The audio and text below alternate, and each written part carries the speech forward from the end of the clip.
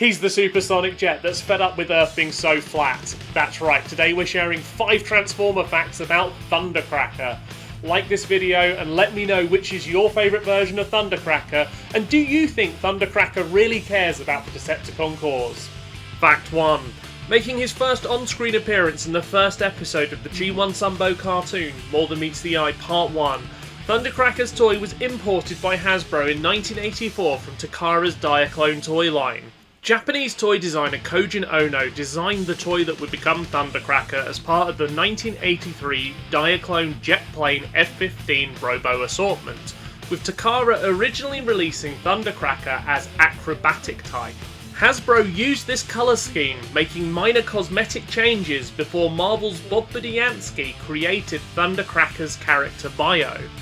Thundercracker is one of a trio of Decepticon jets from the original 1984 Transformers toy line, joining Skywarp and the leader of the retroactively named Seekers, and the challenger to the leadership of the Decepticons, Starscream.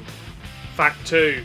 Like many of the 1984 Transformers, Thundercracker met his demise in the Transformers the movie, becoming damaged in the Battle of Autobot City and jettisoned from Astrotrain into space.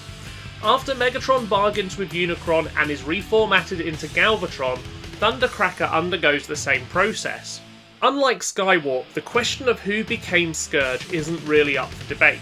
It's pretty clear from the movie that Thundercracker becomes Scourge, while the Insecticons become the Sweeps, which with their replicating ability makes a lot of sense, as the Sweeps became the foot soldiers of Season 3 of the Sunbow cartoon.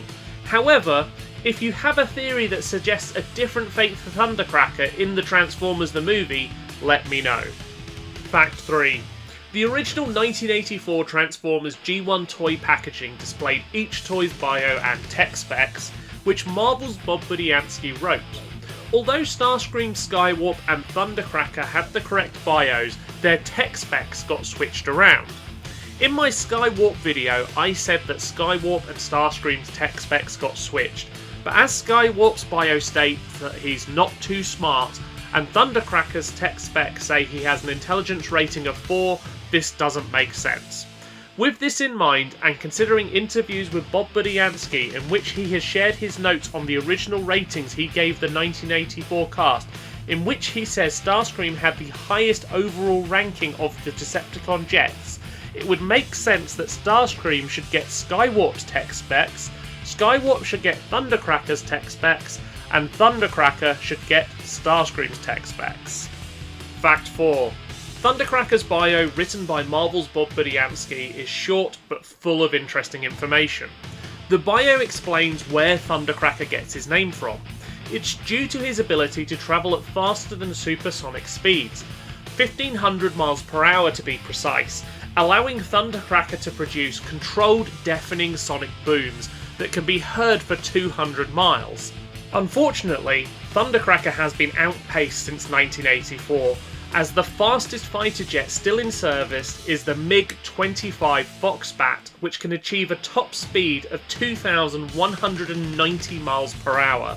Another interesting insight from the original bio is it turns out that Thundercracker doesn't fully believe in the Decepticon cause, but the Decepticons convinced him to keep battling the Autobots. This is hinted at during the Sunbow cartoon when Thundercracker keeps talking about wanting to return to Cybertron. He's not interested in conquest over the Autobots, he just wants to go home.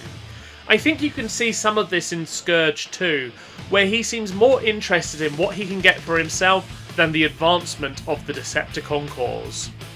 Fact 5. In the G1 Sunbow cartoon, American actor and voice talent John Stevenson voiced Thundercracker and Transformers from the Autobot ranks, including Alpha Trion, Devcon, Huffer, Cup and Windcharger.